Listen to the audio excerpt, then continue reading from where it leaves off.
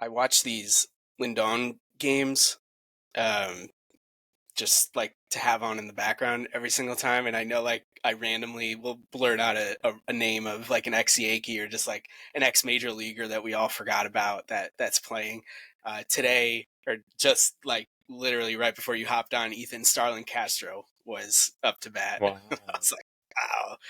I remember he was a big deal with the Marlins or with the Cubs, and then yeah, I thought he played pretty well Yeah. with the Yanks. I mean, you do that trade 100 out of 100 times to get G, but um, He had a it's decent just career, I think, didn't he? I think he had yeah, a pretty yeah. I don't solid. even know if he's necessarily done in the bigs. Like Right. I think some of these guys, it's like winter ball, Is that just what it is? extra. Is this down in the Dominican?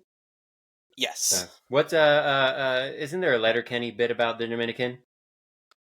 If Like, there oh, is, I don't I'd go know. down Dominican. Oh, great weather down Dominican way or something. I don't know.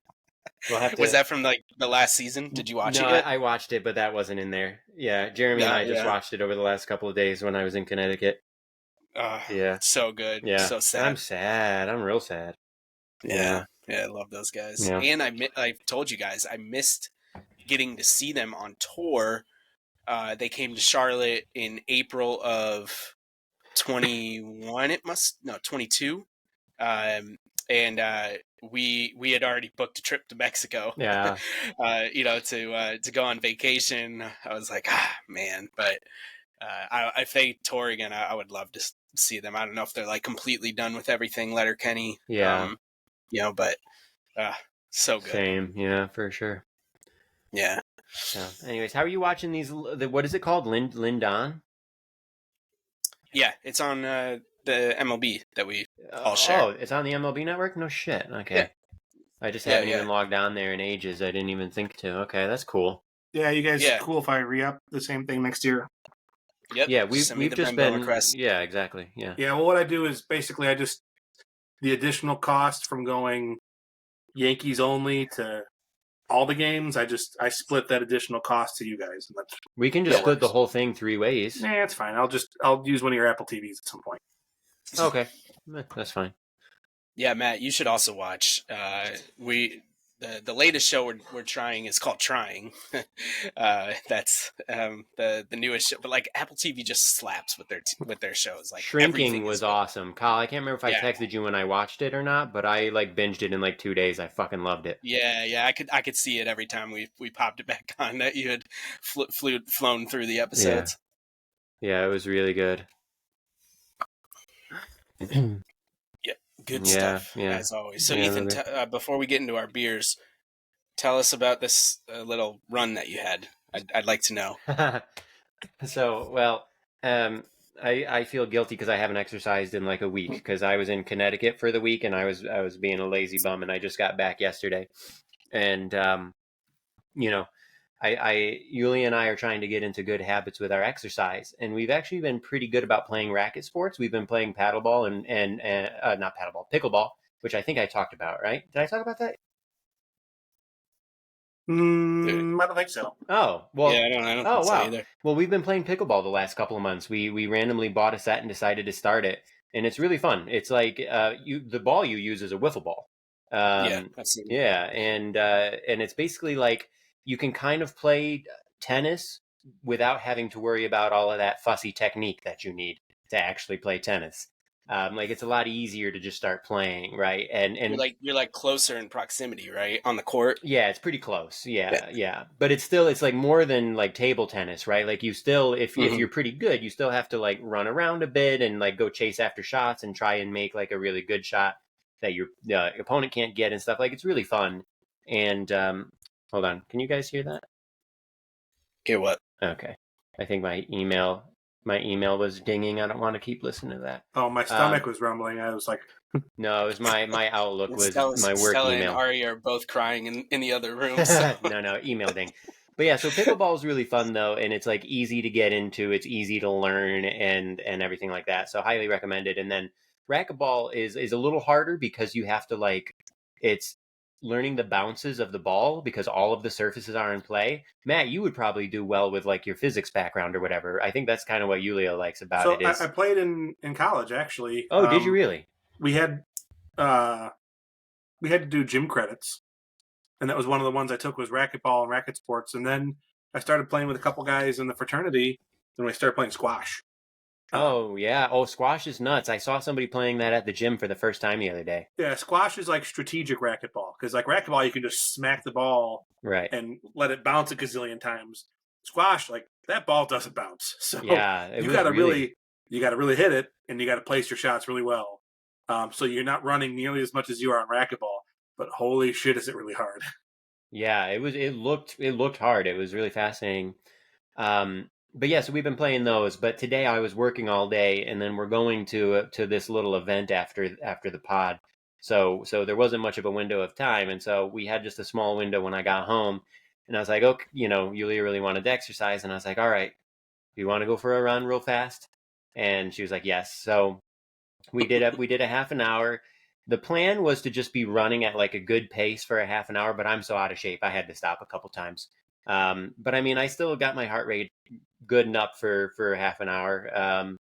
So it was definitely decent little exercise. But my cardio is not in good shape. It's also cold out, right? It's like 35 degrees or something. So it like your throat starts to hurt breathing in the cold air and everything. But there you go. That's the story. I went for a run. Cool. Yep. You asked. You wanted me to talk about it.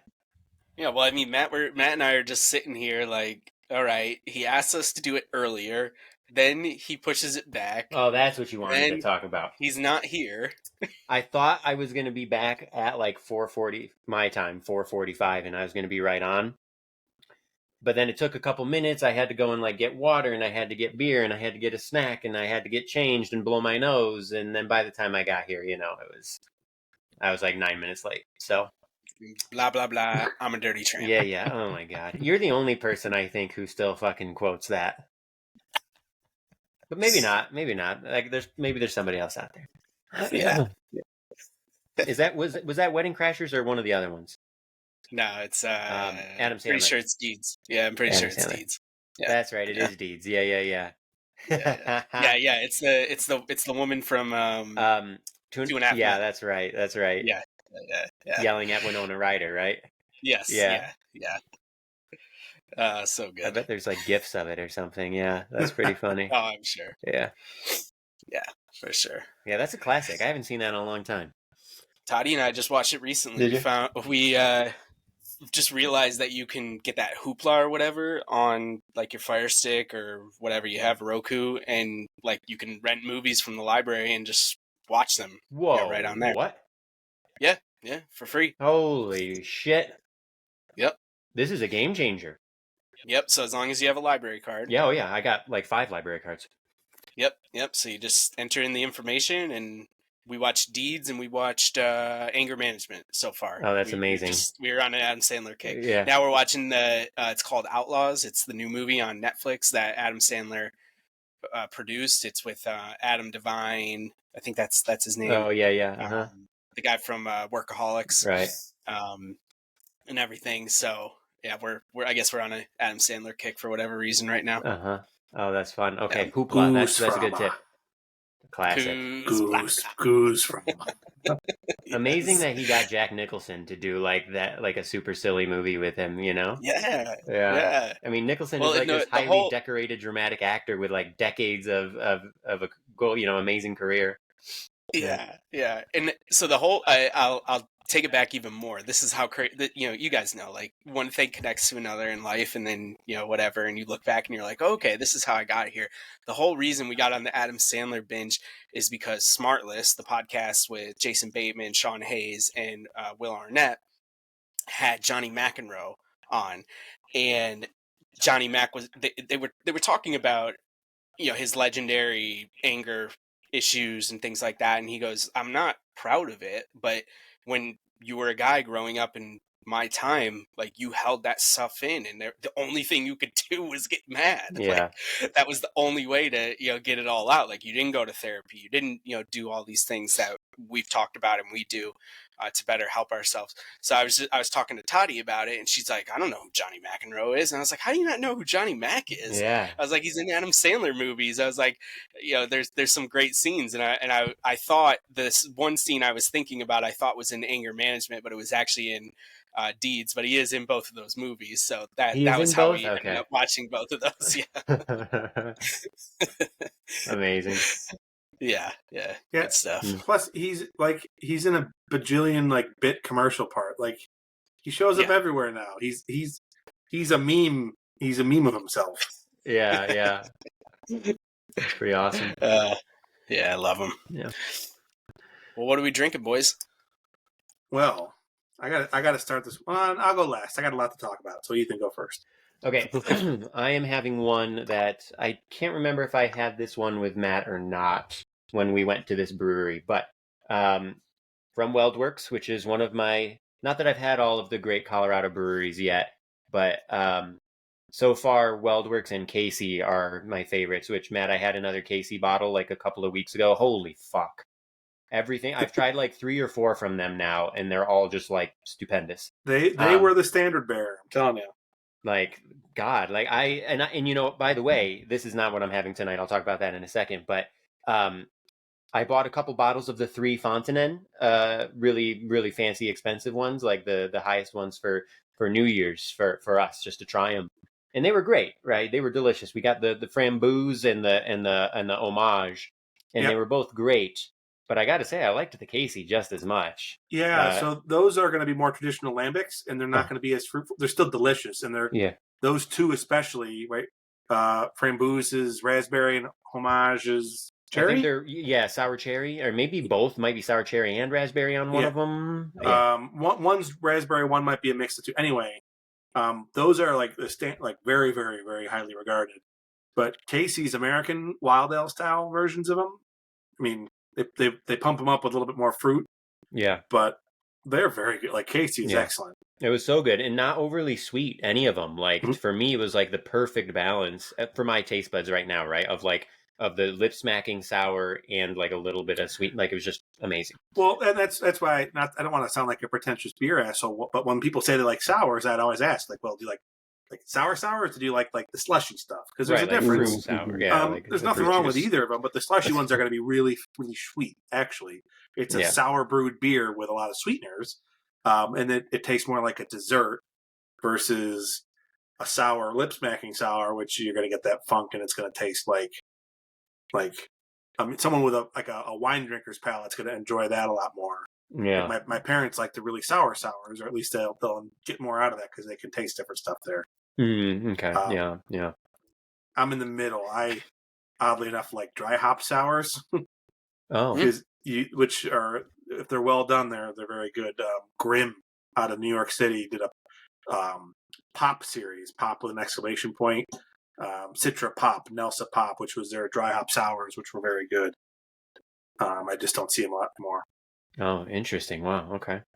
But tonight I am having Weldworks extra juicy bits, which is excellent. Yeah. Just another double IPA. It's really good. It's like other half level, right? Like, I mean, it's in my opinion, it's really good. Speaking of other half, there we go. Nice. Did the big Nectarone vibes? That was one of my favorites in that group. That was a really good one. Yeah, it's delicious. I think you both rated it the same as me, 4.25 on Untapped. No notes. Other half is great. Yep. Well, my apologies because I wasn't able to get you any of that Hop Butcher beer, the double blazed orange. But I will keep my eye out for it if they have next time. I'll just go ahead and buy. If I see any of their blazed orange, I'll just buy extras for you. Yeah, that would be awesome. But I am also enjoying Colorado beer. It's the same. From some of the pictures I sent you earlier this week, my Outer Range haul. But I have an interesting story because I was enjoying my second one out of the pack earlier this week, and I went, "That doesn't taste right."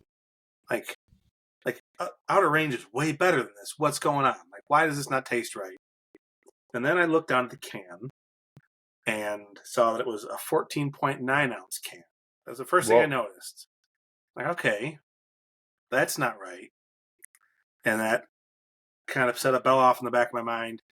Because if you see a 14.9-ounce can or an 11.2-ounce can, that's an import beer. That means it was most likely brewed in Canada or Europe, because that corresponds to 440 milliliters or 330 milliliters for the 11.2 ounce, which is more along the sizes of the servings in Europe. It's like, why the hell does Outer Range have a 14.9-ounce beer? Now, I'm going to keep these backward, right? So you can see the difference in the height in these two beers, both from Outer Range. And so I looked around the back, and so this is Outer Range Colorado Rockies, which you can't really see in there. Son of a bitch, this is Outer Range French Alps. They opened a second brewery in the French Alps. I had no freaking idea. So I went down like a rabbit hole, and not only that, they like we don't want it just to be another burger and beer bar. You know, they wanted to export the American brewery concept out overseas, but it's like a Nashville hot chicken restaurant with like all these hazy IPAs they're brewing over in Europe in the fucking Alps. Salanches, Sallanches. I took Spanish, not French. Salanches, France, in the French Alps, which immediately I was like, this now, like, yes, it doesn't taste as good as their American brewed stuff. It had to cross the ocean. Plus water chemistry. There's going to be certain differences there. It's not going to be quite the same beer, but immediately I was like, went from being angry to like, oh, I want to visit that place now. Like, oh my god, that sounds great. So the person who sent me these sent me a thank you box because I run a beer Secret Santa every year. So this was a thank you for running Secret Santa. And she's a member at Outer Range, and sent me a bunch of their regular beers and then one each of the two different styles from their European brewery. So it was an interesting surprise that she probably said it. I didn't pay attention, but I thought that was really cool. So this one tonight is Fresh Palate. It's from their French brewery as well. Again, I give it a 3.5 maybe, or a 3 3/4. You can tell there's a little bit of a difference there. It's hard to describe other than a slightly oxidized, slightly sweeter flavor. So I have a question. So their brewery here in the States is in Frisco, I believe, right? I looked. So Frisco, Colorado, for those who don't know, is one of these like beautiful up in the mountain towns, like ski resort towns, like elevation like 10,000 feet or more or whatever, right? It's in the same area with like Dillon and Breckenridge and Silverthorne, all those towns, right? Really, really beautiful, amazing place to be. And now you're telling me they have a second location in the fucking French Alps. So what I want to know is who gave them their seed money that they were able to open locations in fucking Frisco in the Alps. Yeah. Jesus. Well, and that's my thought is like, yeah, that like of all the places to pick to open a second brewery, like, wow, you went for it. Like, holy cow, really? You went for it. Yeah, the Alps. That's really exciting. I hope it does well over there. I hope that the people over there, the Europeans, because you're saying it's Nashville hot chicken, like American brewery concept. So yeah, we'll see. Hopefully it does well. It's kind of cool. But yeah, the last time I was in Colorado for the Great American Beer Fest with my parents, actually, we went to Breckenridge, walked around a bit, went to a brewery in Breckenridge, and then on the way back, you drive through Frisco. I was like, we got to check out this place Outer Range I've heard of. I'd heard of them once or twice, and we got a sampler, and you just sit there and you look at like the mountains, and it's like, yeah. I mean, they just opened a Chipotle up next door. It's pretty much as close as you can get to heaven, for me. Oh man, okay, I gotta go. Yeah, we haven't had a chance to do much. Subtract Chipotle and add Nashville hot chicken, and if it's a halfway decent hot chicken sandwich, you got to be careful. I might move there. Like, yeah. Oh man, yeah, that sounds so good. So that was neat. So yeah, that's cool. Quality I'd say isn't necessarily there. And again, there's a lot of things that could be oxidation from the shipment. It could be differences in water chemistry. It could be the differences in availability of raw materials. Mm-hmm. Who knows? Could be difference in tastes, right? They could be slightly catering this to what a European drinker may want. But I thought that was really neat. I don't know if I'll ever make it to that place in France, but it'd be fun to try it out if we ever do. So Yeah. Nice. That's so awesome. I've got that one, and then if I get through it, I've got one of the other ones from that pack too. So Sweet. So, Love it. what non-beer stuff do we have on the docket for this evening? Anything? I had a couple. I've got one, so Matt, you can lead it off. All right, so I'll test your guys' monitoring of Yankees news so Okay. far. Ugh. The Yankees have signed one player this offseason. Who have they signed? Yeah, it was some guy. It's a minor league contract, wasn't it? Nope. They have signed one player to a major league contract. A free agent? If you rank free agent spending, in 30th are the Padres at 0. In 29th are the Marlins at 0. In 28th are the Yankees at $750,000 for free agent spend this offseason. I can't forget. I can't remember the guy's name. I remember like seeing the notification, but I don't remember his name. Yeah, I do too, but Cody Poteet Okay. is Yeah. the only free agent acquisition that we made this offseason. He has appeared in a total of 19 games over 2 seasons. I think he might be coming off of some sort of surgery. He's a righty from the Marlins. Okay. He's 29, and he's got a whopping .3 WAR. Okay. It's been a weird offseason so far, I feel like. it's I don't know. We'd have to like dig back, but it feels like a concerning trend. Maybe not as concerning to the level of like the 1980s collusion that ended up happening, but I mean the fact that like Belly and Stroman and Snell. Snell and all these Monty, Yeah. like all these After the people postseason who he are, just had. yeah, and they're very serviceable. Some of them are Cy Young even level Still players unsigned on January 10th. I mean, Yeah, pitchers and yeah. catchers are going to report in like a month or so, right? Right, yeah, and I mean I keep thinking about that off season. What was it? The one leading into 2020 with Harper and Machado. Yeah. Was that the one where it was like super February? Yeah, and everything. I don't remember if there was like a little bit more activity before that, with some of the, but it just it feels like something's off in the way that teams and I mean I know what the issue is. It's the luxury tax. What I'm trying to figure out is like, are owners purposely not spending? Oh baby, the hot fries are back. Well, so what's the common thread between Bellinger, Monty, Snell, and Chapman? There's one common thread there. You guys can guess. It's an easy one. They're all of interest to the Yankees. No. They're all the same agent. Yes. Boris. Oh, Yeah. are they all Scott Boris guys? They're all Scott Boris guys. So of course, right? Of course he's going to draw that out. Like, and he's going to take any sniff of like. I'm betting that's why we haven't heard any actual reports of the Yankees' interest in Monty. All speculation, because the Yankees are probably interested in him, but they probably don't want that out because Scott's just going to use that as a chip to drive the price up. Mm-hmm. Which is his job as an agent, right? I hate the guy. I shouldn't say hate. I dislike the guy sometimes. But I mean, we still would rather the players get paid, right, than the owners. But it's his job, right? He's doing his job.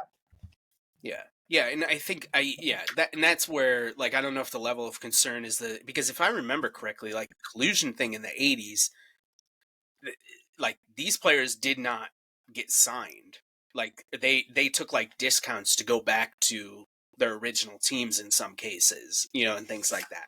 I don't think that's going to be the outcome, for all these players that we just mentioned. Like Snell's definitely not going back to the Padres, and Monty's likely not going back to the Rangers, etc. But it is still, you're right, Matt. Like that is a big reason for it, but it just seems still a little strange and at least a little concerning. When it all comes down to it. Now, one thing to note: there is one Scott Boris client who did sign so far this year, Jung Hoo Lee. So he's the only Boris client that actually has signed. Wait, was that the big Korean guy who signed with the Giants? Yeah, grandson of the wind. Oh, I didn't. Yeah, that's right. I didn't realize he was Boris. Okay. Or son of the wind, or what? Yeah, he's Boris. But yeah, to Colin's point, right? The other kind of big concerning thing is, hardly any contracts longer than 3 years have been given out. Whether that's an agent thing or a guy's betting on himself thing, or like, but they're thinking Monty and Bellinger may be some of the only other ones to get contracts longer than 3 years. Snell potentially as well. Now, actually, while we bring up stuff, honestly, I hope. I don't know if I'm all in on signing Snell. I'm not. I don't want him. It's weird because you say, well, he won the Cy Young twice. Yeah, and every other year he was kind of average. Mediocre. Yeah. Yeah. Yeah. Well, I mean, he's had an ERA plus above 100 all but 1 year of his career. But so he's like, so he's like above average maybe in overall run prevention. But if you eliminate the year where his ERA plus was 182 and the year it was 217, then it's 113, 104, 103, 127, 92, and 112. Yeah, so he's like barely above average. Above average, but not by much. He's had two spikes in like contract years. So I like to look for like my most basic quick look for pitchers. You know, Joe Paz has talked about how like if you look obviously like so the two most common websites for like at this point, right, for looking up stats about baseball players, obviously Baseball Reference and then Fangraphs, right? Now Baseball Reference and Fangraphs, their pitcher WAR can be pretty different. And I can't remember all the details, but I do remember that for Fangraphs, it's very much based on only the things that the pitcher can control, which is to say strikeouts, walks, and home runs. Whereas Baseball Reference, I think, takes into account much more the defense behind them and sort of the luck of that a little bit, or, you know, they try to like calculate that. Anyways, I kind of like looking at Fangraphs because I kind of want to know, you know, how well is the pitcher doing the things that he does actually control, right? The strikeouts, walks, and homers. And so I will say, looking at Snell since 2018, so we can skip 2020 because that's a fake season. But since 2018, his WAR on Fangraphs 4.7, 2.7, 2.1, 3.6, 4.1. I mean, that's solid. That's solid. Like, I figure any year that's in the 3-4 range is like really solid. I just think he might be overrated because of the two Cy Young years. But, you know, I mean, I'd be happy to have him on the staff overall. I just feel like because of the Cy Young and because he just won the second one and because of the timing, I feel like he might get like a really massive deal that is not going to, like, I don't know if I see him being somebody like Garrett Cole. Like, I see Cole, we'll see what happens. It could be spectacularly wrong. But I feel like Cole is going to be really solid for a really long time, and his massive contract will pay off. It will seem like a really great deal. I don't know if I see that for somebody like Snell. Yeah, Cole continues to get better. Yeah, he's super durable. He's like the most durable pitcher in the big leagues for like the last five or so years. Yeah, one of them. I mean, he's like one of the few kind of not exactly old school horses, but like, because he doesn't throw like 250 innings like somebody like Roy Halladay would have maybe, but like for this day and age, for like the late teens and early 20s of the 21st century, like he is one of the guys who actually does give you like innings. And is like, and, you know, has endurance and durability, and gotta say, I really like that. Yeah, it's weird how much the pitching market has, you know, or how pitching metrics have changed. Yeah, but yeah, and it just for comparison, right? So Cole also has all but 1 year above 100 in his ERA plus, but it's like 111, 99, 149, 107, 100, 144, 185, 151, 133. Yeah. He's up there. He's 30% above average for the last several years at least, right? And consistently there. And yeah, I mean, yeah, I'm a big Cole fan for sure. He's definitely one of my favorite Yankees of the current era, I would say. Ethan, did you say how old Snell is? No, I don't actually know. I feel like he's 29 or 30. Matt, do you have 31? Oh, is he already 31? Well, there you go. So that to me makes it even a worse deal if he gets like a really huge, I mean, who knows, right? But I imagine that he's probably looking for one of these deals similar to Cole. He's probably looking for like 9 years and 300+ million. would be my guess. Yeah, and I think we'd be fools to give it to him. Like now I again, think so he's too. just he's been through his first 8 years. He's, for baseball reference, worth 21.1 WAR. The Which is solid. equivalent, Mm-hmm. and give me a second to do some adjustments here for Mr. Cole, but through his first 8 years, he's been worth 25. Was this on Baseball Reference War? Yeah, baseball reference. Hmm. But also, the last 3 years he's been worth an additional 16. So Yeah. I don't see Snell continuing to do that. Yeah. Here's a question though, and this is a little more philosophical, and I don't think we've talked about this kind of idea in a while. We've probably talked about it before, but I think it's been a minute. Say the Yankees do sign Snell for a Cole-like deal, 9 years, $324 million. I think that was Cole's actual deal, right? Say they sign Snell for something in the ballpark of that. Maybe it's plus minus a year or two and a few million, right? But in that same kind of vibe, right? What I want to know what you guys think. Say we signed him to that, and next year the Yankees stayed pretty healthy. Cole was really good. Snell was really good. Soto was awesome. Judge stayed healthy, yada, yada, yada.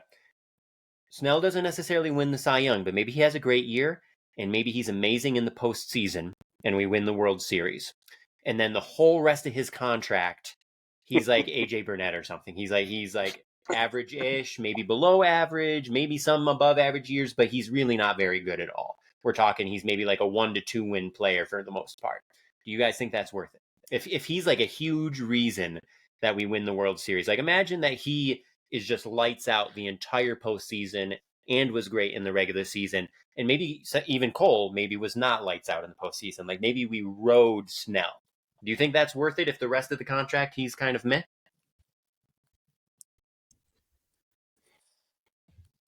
Matt, while you're thinking, my inclination is to say no, because what I would prefer is a 5-year deal, given his age, and give him the same AAV at 5 years. Now, of course, he's a Boris agent. He's probably looking for a longer contract, et cetera, et cetera. So how likely is that? I don't know. That would be the best case scenario. But to Ethan, your scenario, my inclination is to say no. But I think if you really pushed me, I would say yes. Because the similarity I'm thinking of is Snell. Or not Snell, obviously that's who we're talking about. What's his fucking Chris, whoever got traded from the Red Sox. Sale, yeah. And that's a contract that the Red Sox, you could say, regretted. But look what he did in 2018. Look how instrumental he was, and they got that World Series.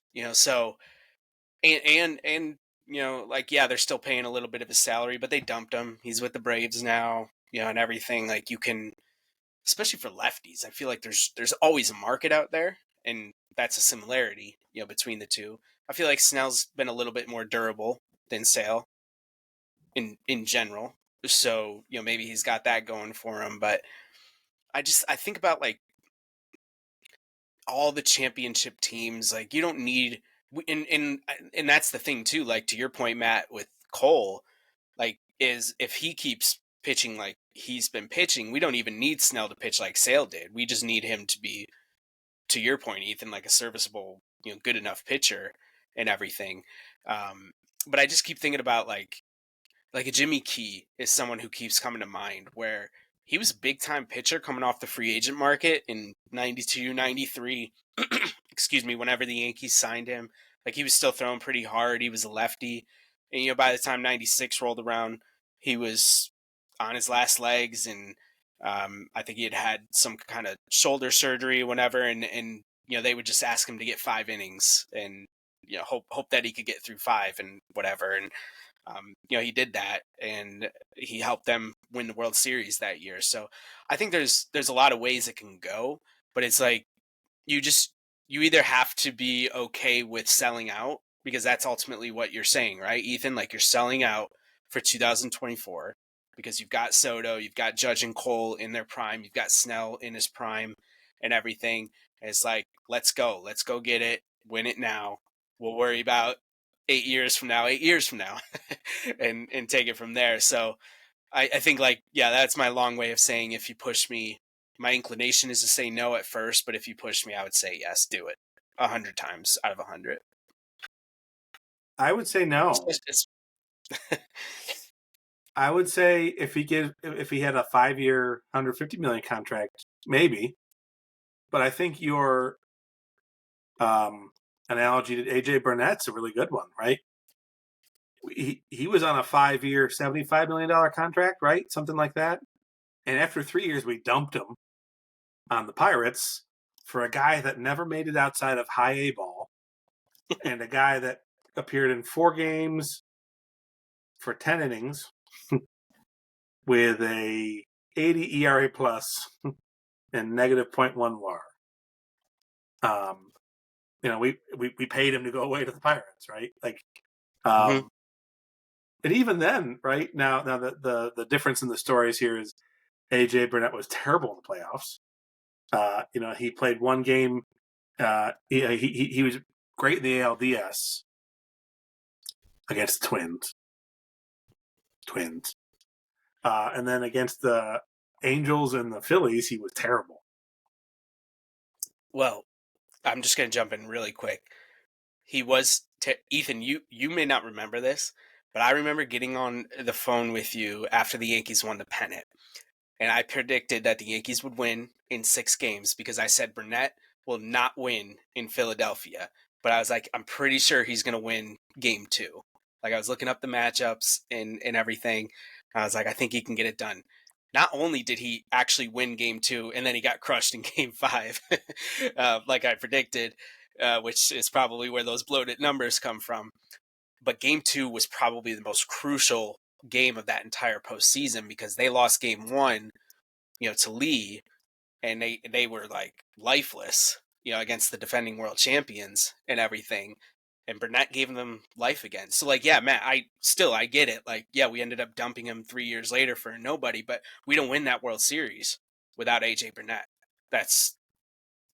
I think that's fact. It's not even opinion. I just think that's fact. All right, so the box score for that game: 7 innings pitched, 4 hits, 1 earned run, 2 walks, 9 strikeouts. That's a great performance in the World Series. Yeah, that's fantastic in this day and age.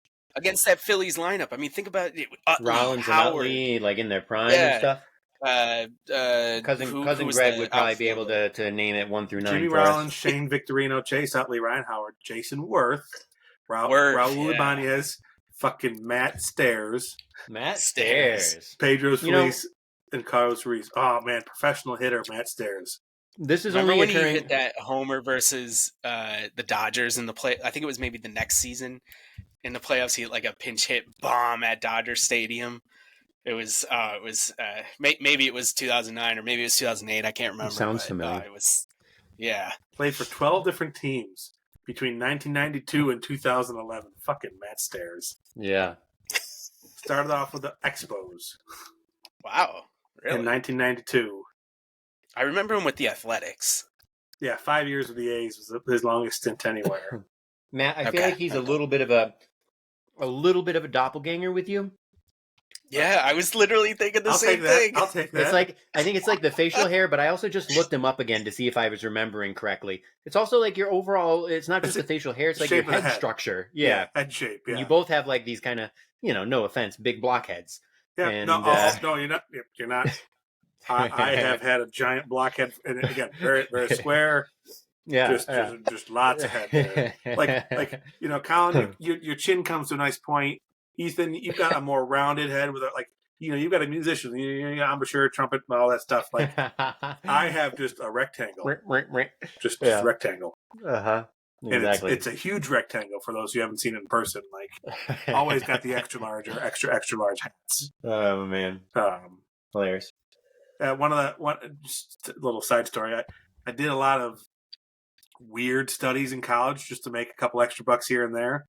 like, oh, we're gonna put you in an MRI machine and like inject you with contrast eye and like just flex your calves. I'm like, okay, I'm like, cool. What, $50? Okay, cool. Like, but one of the ones that paid me a lot, paid me like $300, because I had to spend like 4 hours in an MRI machine. But like, they give you, like, I had to take an IQ test, and they like fed me lunch, where they watched me eat lunch, and then they put me in an MRI machine, like showed me pictures of like faces, and then like cupcakes, and I had to like click buttons. But they were afterwards like, you have a very large brain. We like it's very nice and very large. So they gave me a CD of my brain. I can like look at my brain now. I just asked if there was like anything wrong. Like, you didn't see any tumors there or anything, right? Okay, good, cool. So That's hilarious. Very large brain. Yep, we knew that. The valid dick. Fuck yeah. Yep. Which that was actually the first time I'd taken an IQ test ever too, which was kind of cool. They said I did very well. So yeah, nice. But it was like puzzles and shit, and I love puzzles. Like not like the puzzles you put together are okay, but like logic puzzles and like how stuff fits together and folds. Like, it's, for the YouTube people who watch us, you got some great content here. Very good. But yeah, Matt Stairs, 265 home runs, hit as high as many as 38 in 1999 with the Oakland Athletics. Steroids. Yeah. Probably. He was a big boy too. Yeah, he was. But in 1999, I mean, I just loved. I think it was Van Pelt always like, professional hitter Matt Stairs. Like that's all he did. Like, hilarious. Don't ask him to put a glove on. Was he actually that good of a hitter though? Like, what was his like overall OPS plus? You know what I mean? 117. Oh, okay. You know what? That's like, that's really good. Lifetime 832 OPS. Okay. Yeah. All right. Wow. That's very solid. So he walked a bunch. Yep. Yeah, he walked a bunch. Base. Yeah, 356 on base. Yeah. Yeah, look at that. Nice little career. Yeah. Matt Stairs. I can only, Matt, it's funny. You said he played for 12 teams, and I'm looking at his baseball reference page. I can only picture him in an A's uniform. I don't know what it is for you guys, but I like only picture him as an Athletic. It's a Royals uniform for me. Oh, interesting. Okay. Yeah. Oh. But oddly enough, when was he on the Royals? What, he played for the Royals for 3 years. When? After days? 04 and then half of 06. 04, 05, 06, yeah. Yeah. Oh wow. But yeah, through his very long career, only made $19 million. Because he was always, it seemed always like he was on a league minimum contract somewhere. Right. Moneyball. Very interesting.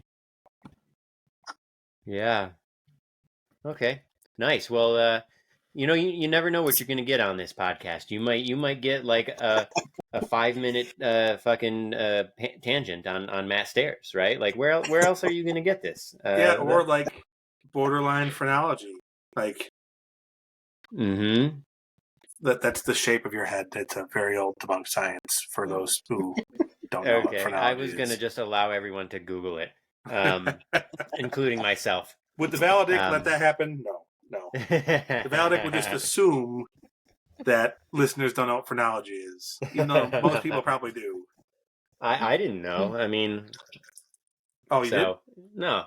I've heard the word, but I couldn't remember what it meant. Yeah, like old movies reference it, where like, especially like they take out like calipers, like, oh well, the shape of your forehead means that you're like less intelligent. When really it was just a way to be like racist.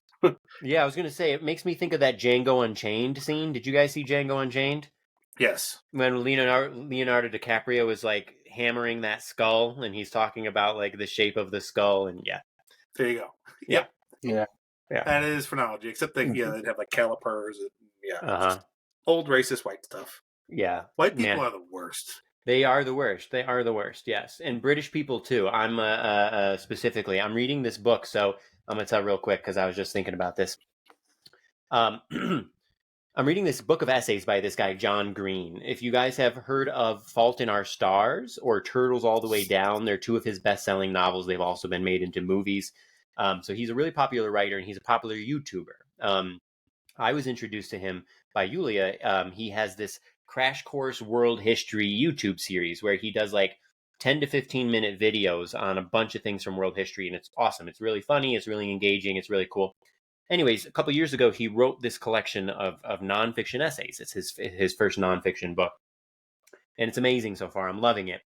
And what he does is he writes about a bunch of things and he reviews them. It's like a whole thing with a bunch of backstory that I don't need to go into. But Kentucky bluegrass, aka Poa pratensis, aka just regular fucking green grass that we all have in our lawns and everything. The environmental impact of this grass is atrocious. It is a horrible thing. So, those of you listening, all 3.5 of our listeners, please consider removing lawns and grass from your life. Grow plants that grow, that have things that you can eat, or let weeds grow or something. The amount of money that is spent to keep lawns like green and the amount of water that is used is insane, and it's purely ornamental.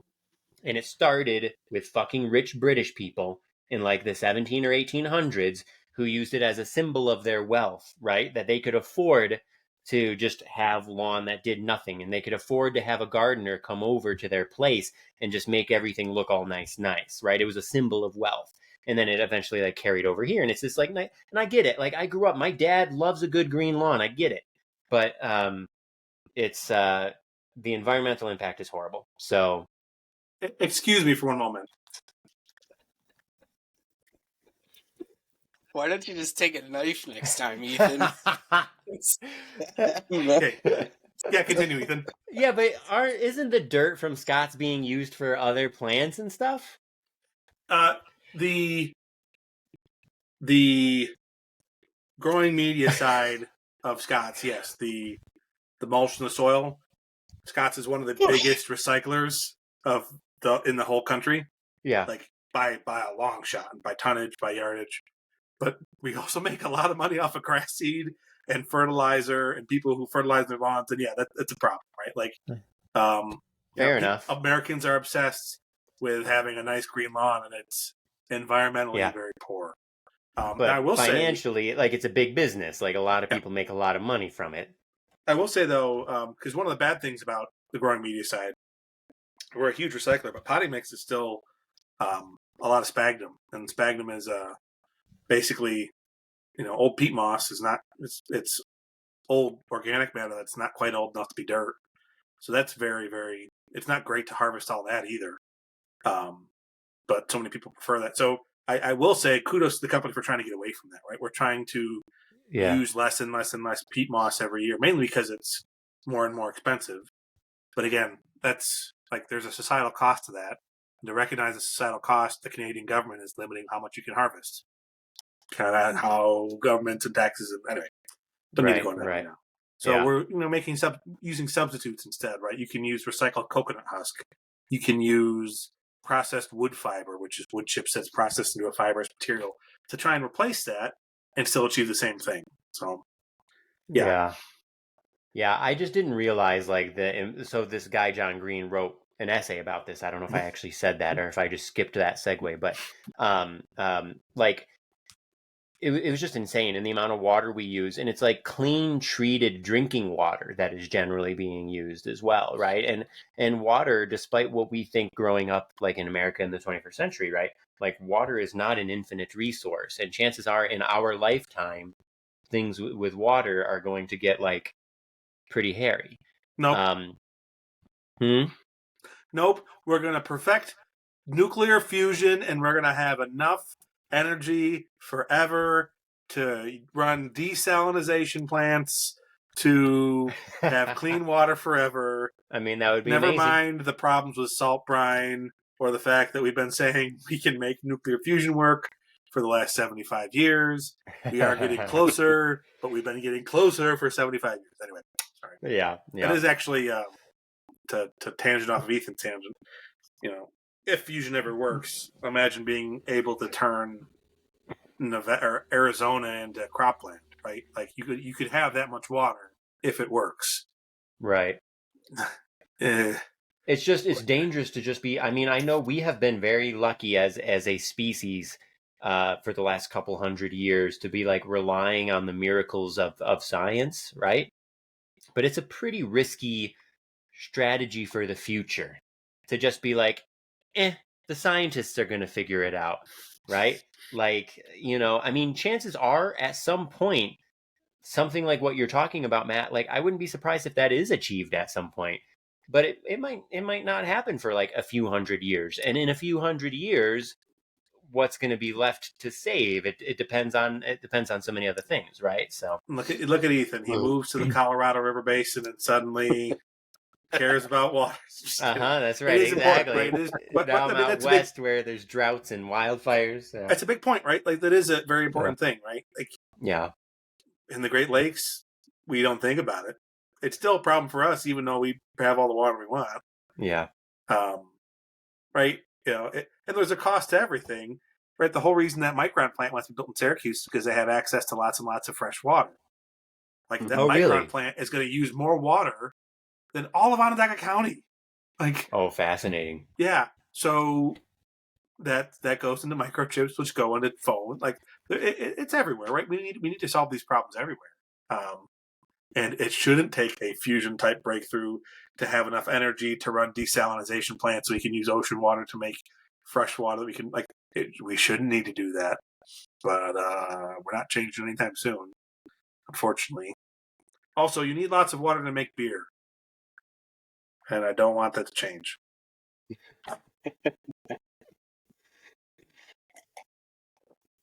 The end. So sorry, I was. I don't know. This is like a tree branch of tangents right now. So yeah, no, I just like randomly, Matt, when you said white people were the worst, because Yulia and I were just talking about this on our run. We were talking about like the grass thing because it was on my mind because I just read the essay. So you said white people were the worst, and I was like, oh yeah, British people are the worst, and then so yeah. Anyways, okay. I don't know how much time we have left. I do want to congratulate the Michigan Wolverines on their national championship in football.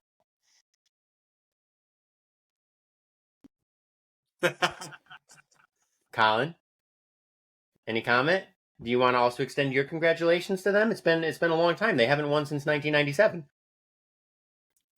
Yeah, they haven't won outright since like 1940 something. Now, is Jim Harbaugh going to take that $125 million deal where he's not allowed to go to the NFL, or is he just going to go back to the NFL? But that's just, I think, one season. He's not allowed to go to the NFL. Oh, is that all it is? I thought it was like a guarantee, like you're not allowed to go to the NFL for all 10 years or whatever. I doubt anyone would ever sign a contract like that. Yeah, that's just dumb. No. Yeah, and there's legal things that say that can exist either. But, I didn't realize that. I mean, okay. Ethan, what really we need to get at is if they want to win a national championship, Penn State needs to sign high quality coaches like Connor Stallions. Who is that guy? The guy who stole all the signs from Michigan. Oh, that guy for Michigan. you need high quality coaches like that, really. That's right. You do. There you go. Exactly. Yeah. That's pretty funny. There's two sides to all of this. The one side is this played out exactly like I said it would on the pod back in December. I said this is Michigan's title to lose, and they went out and did it.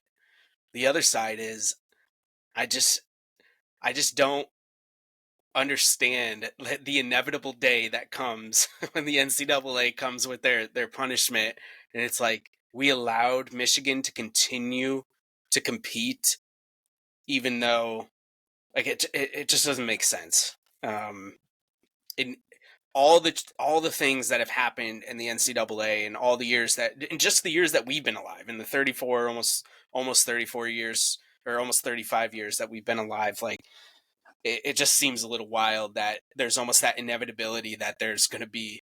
I mean, it's already tainted. Yeah, I think it's tainted for a lot of people right now already. But like when that ruling comes down, it's gonna either they're gonna be like we vacate these wins or whatever it is, and it's like, well, why did you even allow them? Yeah, but isn't that kind of the story everywhere? Like Calipari has a great year somewhere, and then 2 years. Oh yeah. Oops, he was doing shitty, but he's left already. Like toodaloo, bye. Right. Urban Meyer. Like, he had a great year in Ohio, but he did all this shitty stuff. Okay, see ya. Jim Truss to a lesser extent, right? Same thing. But Urban had stuff follow him from Utah and from Florida, right? So it's Florida. Yep. Mm-hmm. The problem is the schools that are okay with that. Michigan doesn't care, right? They don't care if the wins are vacated. Think about how much money they make from that fucking football team. They don't care if the wins are vacated because they're going to always say that they're the national championships as many ways as they can. National champions, excuse me. I will draw a difference though, right? Like, I will just point out to Colin's benefit, like that's not what happened in Penn State. You know, and if you follow the saga enough, you know, it was a whole different scenario to begin with, but right, like there was at least some semblance of a little bit of integrity there, even though things should have been done differently. But like for sure, at least it wasn't chasing wins, I guess is what I'm getting at. But a lot of people will tell you that it was. No, it wasn't like a recruiting violation or a cheating scandal. It was just a ethical monstrosity with a couple people. But anyway, that was supposed to be affirmative for you. Sorry, it's still negative anyway. But no. But I'm glad we took it to college football because my topic, I don't even know if you guys saw this because it happened fairly recently, and I know you're not huge college football fans, but the GOAT announced his retirement. I did see this. I saw this just like an hour ago, like on my way home. I did not know that. Wow. Yep. You want to hear? Okay, I screenshotted this because this is. I just don't know if we're ever going to see this again. I would be shocked, like at the Alabama level, like maybe lower levels or something like that. But when Saban took over, so from 2008 until 2023, his record is 199-16. They had 16 losses since he took over. God. It's unbelievable. I almost like didn't believe it. Like that. Just very strange that he won't be, part of the sport. 199-16. Holy fuck. At Alabama. So that doesn't even count his time at LSU, Michigan State, Tulsa, wherever else. Matt, am I doing the math correctly? Is that a 925 winning percentage? Maybe. I did 199 divided into 215. Yeah. It averages out to 12 wins a year. There's 12 regular season games. Yeah. So he was basically going like 12-0 or 12-1 or 11-1 or 13-0 like every fucking year. You forgot you needed to say former Syracuse football coach Nick Saban retired. Wait. When was he involved with Syracuse? I didn't actually know this. 1977. He was an outside linebackers coach. Amazing. Which you can dig through anyone's coaching resume and see a stint somewhere, right? Like, I'd looked that up and thought that was kind of funny. Oh, that's so funny. Yeah. To me, though, and he is a great coach, but the way the stuff played out with Miami, the Dolphins, will always taint him, right? Because I can just imagine him talking in the locker room to his players, wherever he is, about doing the right thing and about having integrity and hard work. And the fact that he walked away from the team because he was not being successful, not even at the end of the season, halfway through the season, partway through the season, will always taint that for me. And the same thing, like, I didn't remember that. Especially after he exited LSU after all the success he had there and then fucking blew up in Miami. That, to me, will always, like, I don't know. That, to me, is everyone's going to have a blemish, and he is a great coach. Yeah. He's one of the best all time. Is he a Bo Schembechler or whatever? Is he a Joe Paterno? Even better than Joe. Yeah, even better. Did he benefit from a lax school that would allow him to pretty much do anything? And like he's not gonna get away at Penn State with what he got away with at Alabama because their priorities are different. Yeah, but well, and I mean, you're right. It's definitely a black eye the whole Miami. And I think, Matt, actually, you talked about this on a pod, like, I don't know, a year ago or something, where instead of taking Drew Brees, he took Dante Culpepper in the one draft that he had with the Dolphins, and everything. So, there's a lot to be said about that. But I do think, like, similar to the way we've talked about A-Rod on this podcast, Saban was never as polarizing as A-Rod was, but I think he did do a fine job of rehabilitating. Is that how you say it? Rehabilitating. Yeah, his image, during his time, and obviously the winning, was the main catalyst for that. And you're right. There is nothing wrong with being a great college coach and a terrible NFL coach. Right. Like there's nothing wrong with that. There's been a bunch of people I feel like who have done that, yeah. right? Yeah. Very few can do both. You wish he would have handled it differently. That's the only thing. Like the way he left out, like Matt said, he kind of bolted out of LSU, took because he wanted, the big glorious money and the NFL and everything. And then, like, unlike Urban Meyer, who was kind of like, let me flounder in this as long as I can at Jacksonville, he was like, get me the fuck out of Miami and back to college, like, as soon as I can, because it wasn't what he wanted. And there's a lot of people who think that he had signed a contract long before he even told people that he was leaving Miami, and it was a whole,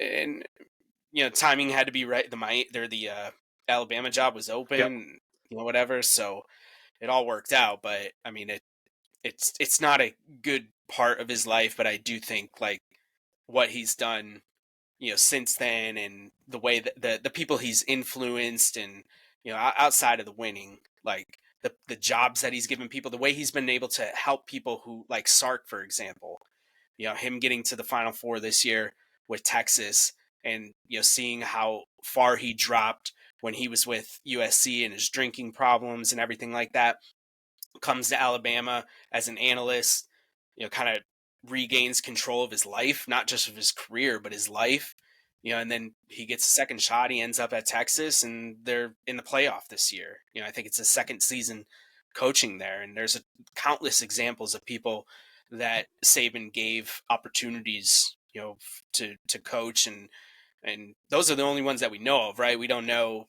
little things that happen here and there and how they contribute to the community and whatever. I mean, I'm assuming they do. I don't think you can be somewhere that long and not be intertwined with a small college community like Tuscaloosa is. But it's I see James Franklin's name floated around. I doubt he would be the one out of all the college coaches to be chosen, but I think the Oregon coach is number one right now. I forget his name off the top of my head. Dabo Sweeney is another big one and doesn't have a big buyout and everything. So I imagine this is going to get done pretty quickly, only because the portal had closed for undergraduate students back on the 2nd of January, I believe. And then it was open an additional 5 days for any teams that, like Michigan and Washington, the portal's open right now because they just finished on Monday. Alabama's portal just opened up because of Saban retiring for 30 days. So if Alabama wants to keep, some of the players, I mean, there's probably going to be attrition no matter what, right? But if they want to keep some of those big time recruits that Saban brought in, it's likely they're going to want to move quickly because they want to get it within that 30-day window and not risk losing, some of their best talent. Yeah, they've already lost the number 9 overall recruit in the country. Yeah. Fascinating. Wow. Yeah. So there's a lot. And I think those are the things from what I've heard, and I'm sure there's going to be more coming out in the coming days, that Saban's, it's not like he's a young, guy anymore or whatever, but I don't think he's like super old either. I think he's in his 72. 70s, early 70s.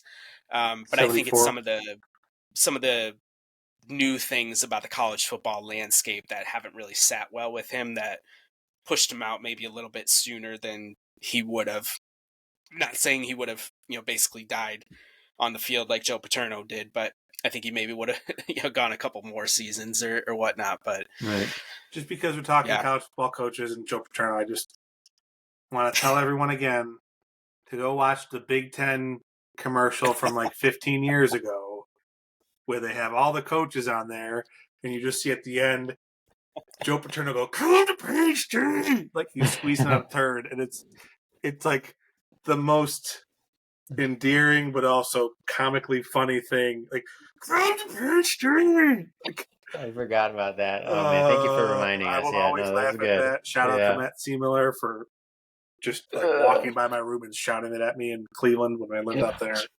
Amazing. You know that the funny thing about that is, by that point in his career, that was probably the biggest recruiting pitch that he personally made, because he wasn't going to people's houses anymore and doing all that. That was all the assistants. So Hilarious. too good. Yeah. All right, boys. Well, we've gone over an hour, and Ethan's got a little, I don't know, whatever you want to call it, to get to. An event, a date, a thing, Event. a thing. Yeah, a thing. Yeah. Yeah, a thing with himself that he can't cancel again.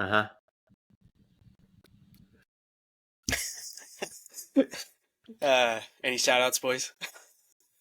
Shout out to the ghost of Joe Paterno. I just watched a 2-second clip of that, and I'm going to be smiling for the next couple hours. So just because of that. Well worth it, 2 seconds. Thank you, Joe Paterno.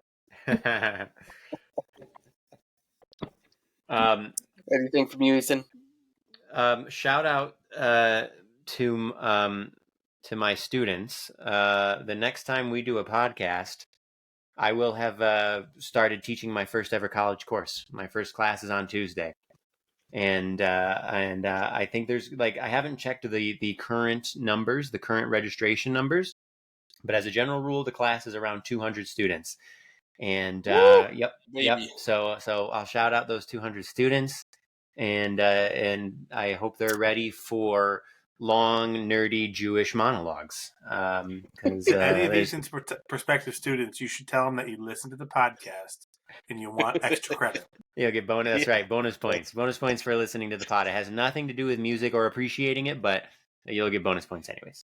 You know what you could do, Ethan, and this could help drive our viewership or our listening ship, if that's a word, is I know they do this for Yankee games on the radio. They have it's like the moment of the game.